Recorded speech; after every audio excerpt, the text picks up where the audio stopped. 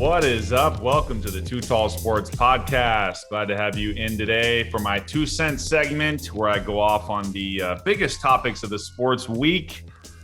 I want to start. Actually, this is a big college basketball week because the men's college basketball and women's are back now. So lots of stuff to get to. I'll talk a little bit about that at the end of this 2 cents, but I wanted to start with the Las Vegas Raiders situation. Now, we've been talking a lot about them this year because they've been pretty good. At 5-4, they're still a viable team. They're tied for first place with the Chargers, who had a big weekend. But I'm sure some of you have noticed, man, what is happening in Las Vegas with the Raiders? They went started out real hot.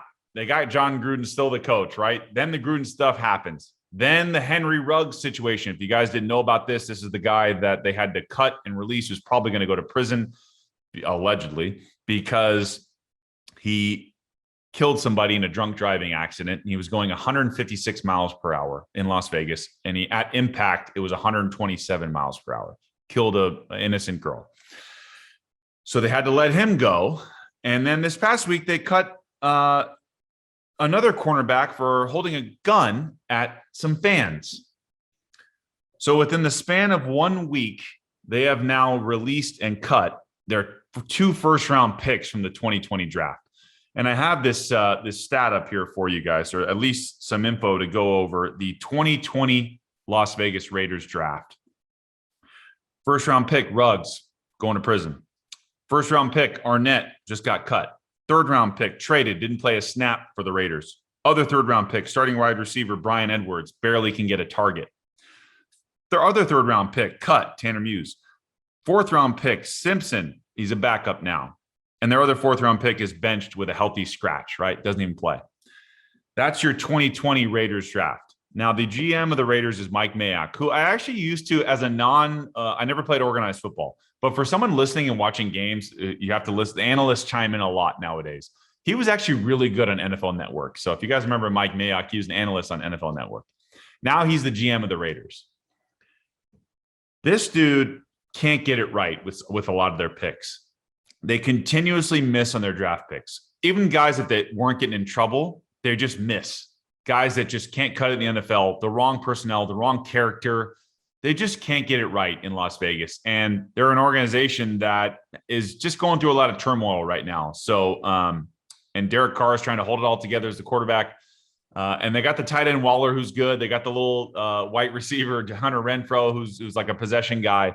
They don't have much outside of that. Josh Jacobs is a pretty good player as a running back, but a lot of trouble going on in Las Vegas. And people say, well, this is what happens when you get to Las Vegas. No, you can find trouble wherever you want. Wherever you want to find trouble, you'll find it. Just depends on the kind of character you are.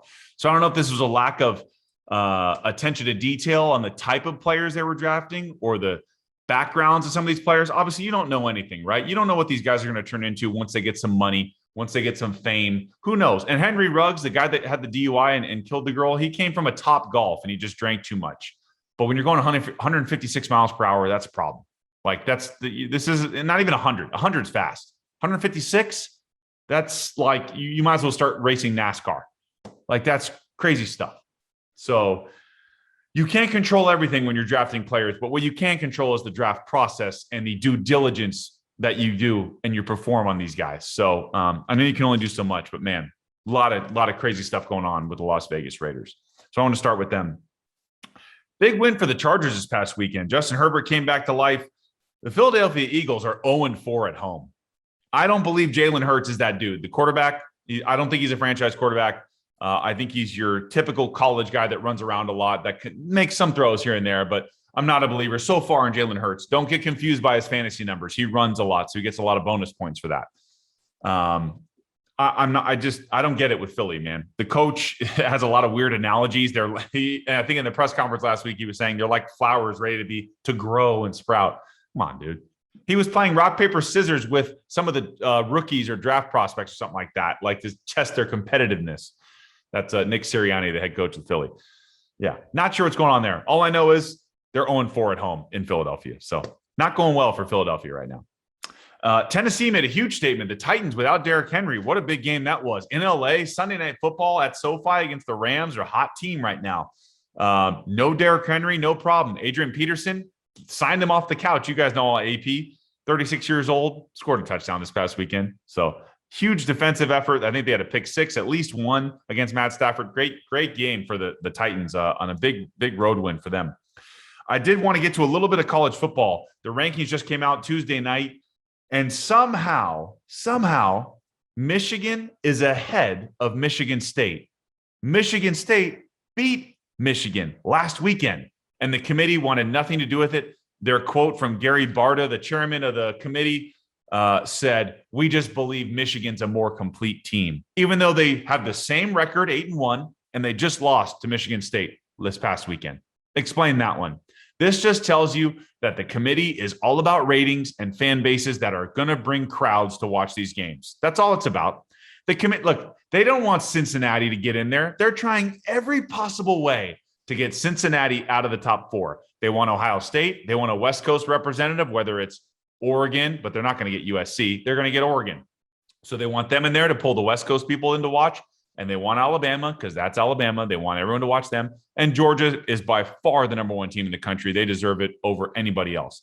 So they want representation from the big brands in the country. And Michigan, if they can sneak Michigan in the top four, you know they will. Notre Dame, still in the top 10. Don't have really any signature wins. And Cincinnati beat Notre Dame in South Bend already. The committee wants Notre Dame to somehow sneak in there somewhere. They want Michigan. They want Notre Dame. They want the big names. Bottom line is it's a BS thing that the committee does where they hold all the cards and they just get to choose who's going based on ratings. Because if you're doing it by the facts, Michigan State just beat Michigan and they should be in the at least the top 4 or 5. They should be 5 or 6. So it's insane actually what happens with the committee, that it's all about ratings and not about the facts. So anyway, do with that what you will. Purdue did upset Michigan State. That was a bad loss, but Purdue has a couple upsets this year. So it's not like it's the worst loss. It's not like the loss to Appalachian State, which Michigan did many years ago. But man, I feel bad for Michigan State and Cincinnati a little bit. Cincinnati, because they should have never been in the top 4 to begin with. But when you open Pandora's box and you put Cincinnati in the top 4 a couple weeks ago, they're going to expect that with 9-0 record, they haven't done anything wrong, but they got kicked out of the top 4 because Alabama started winning again. It's all BS. Last couple notes I want to do a couple baseball things. College basketball is back. Watch Gonzaga this year. I'm telling you right now, they got a kid. I don't know if any of you know this name, Chet Holmgren, the white Kevin Durant. I'm going to say it again. Chet Holmgren, the white Kevin Durant. This dude can flat out ball at Gonzaga. He's a freshman, one of the top 3 players in the country. He'll be a first-round pick easy in the NBA draft. Watch this kid this year. And Gonzaga is really good. They got Drew Timme back. They lost a couple of guys in the NBA like Jalen Suggs, if you remember him, Corey Kispert. But Gonzaga's back. They're going to be good. UCLA's got almost everybody back, I think, with a couple other guys coming in this year, including Johnny Juzang, who went to the NBA draft process, did the combine, decided to come back. So he's back in the fold. But college basketball, I missed having college basketball. It's going to be exciting. Love the tournament, having March Madness, best time of the year. So I'm glad college basketball is back. Memphis is going to be good as well. Penny Hardaway, if you didn't know that, has been coaching Memphis the last few years. They got a good team in Memphis. And we'll see what the overrated Big Ten does. Love this stat. The Big Ten in men's college basketball doesn't have a national championship since Tom Izzo and the 2000 Michigan State Spartans, okay? 21 years going on 22 years where the Big Ten doesn't have a national championship in basketball. So the overrated Big Ten in all sports strikes again. They have great teams. Don't get me wrong, okay? Don't jump down my throat for that one. But the Big Ten is usually overrated. They're good, not great. Last thing, Buster Posey, catcher for the Giants, just retired, 34 years old. Kind of a shock. One of the best catchers of the last 15 years. 3 World Series. Let me give you some numbers just so I have this right on Buster Posey. So you know he's a no doubt first ballot Hall of Famer. 7-time All-Star, 3-time World Series champion, 2012 NL MVP, 2012 batting champion in the NL, 2010 Rookie of the Year, 2016 Gold Glover as a catcher, 4-time Silver Slugger Award. 4 times Silver Slugger Award. And I mentioned 7-time All-Star, 2012 MVP, 3-time World Series champion. And he's one of the best defensive catchers of all time. He makes pitchers better the way he frames pitches, the way he calls games. Look how good the Giants did this year. They weren't good without him during the pandemic when he sat out during the pandemic. Buster comes back. Look how good the Giants pitching is this year. He's a difference maker. He's a total difference maker. Buster Posey, in my opinion, shouldn't even be a debate. first ballot Hall of Famer. He's like only one of a few catchers with 1,500 hits, 1,000 games caught, and like one of the nerd stats over 1,000 OPS or whatever the numbers is. He's a first ballot Hall of Famer. So I say Buster Posey, no doubt. St. Louis Cardinals, first time in history, they have 5 Gold Glovers on defense this year. 5 Gold Glovers for the St. Louis Cardinals. First time in MLB history to have that many on one team in 1 year. And also, the Cardinals have 24 more Golden Gloves than any other MLB organization. That's how you develop defense. Very impressive by the St. Louis Cardinals. Lots of MLB free agency coming up. We'll see how everybody goes. Nikola Jokic got suspended for a game for his dust up with one of the Morris twins, Markieff, who they're looking for trouble, right? The fake tough guys in the NBA.